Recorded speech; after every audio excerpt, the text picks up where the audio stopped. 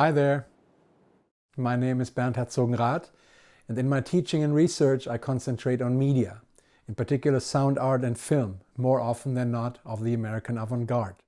With sound art I am focusing on some central figures such as Charles Ives, John Cage, Alvin Lucier, John Luther Adams or William Basinski, whose disintegration loops we can hear in the back.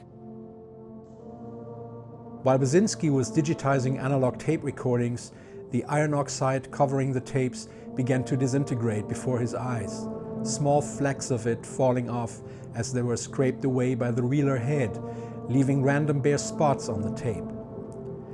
At the same time, the fragile tapes began to stretch past the point of their normal condition, both processes warping the loops as they were being recorded digitally.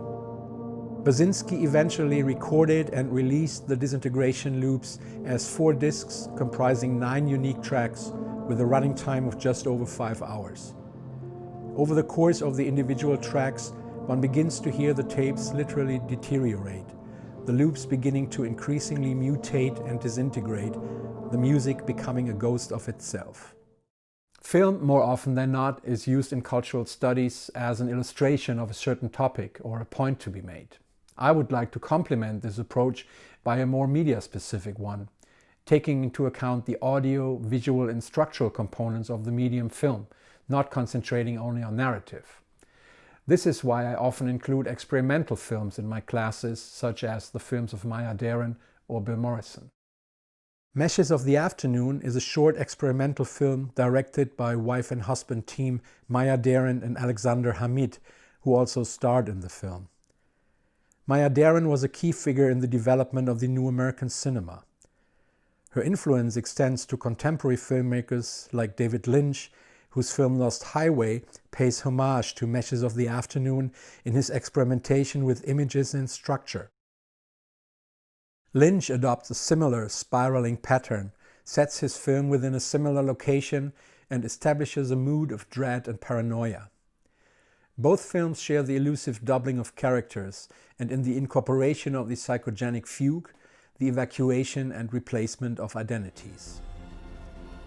Decasia is a 2002 American found footage film by Bill Morrison, featuring an original score by Michael Gordon. The film consists of old decaying silent film clips, featuring segments of earlier movies which Morrison edited and integrated into an abstract meditation on mortality and memory in all of its manifestations. I am also trying to experiment with new forms of analysis and presentation in my classes, for example the audiovisual essay. Question: does film analysis have to exist in the form of words alone, words in written or spoken language, as conventionally published in books, in journals, or as verbally delivered in lecture halls or on a DVD audio commentary? Might one not perform a thinking with film, with the very tools of the cinema itself, with images and sound that is? Because sometimes words don't come easy. Hence the audiovisual essay, a form of aesthetic presentation that stays within the realm of the art form or medium it reflects on, thereby using the very modus operandi that somehow defines that very art or form or medium. In this case, film.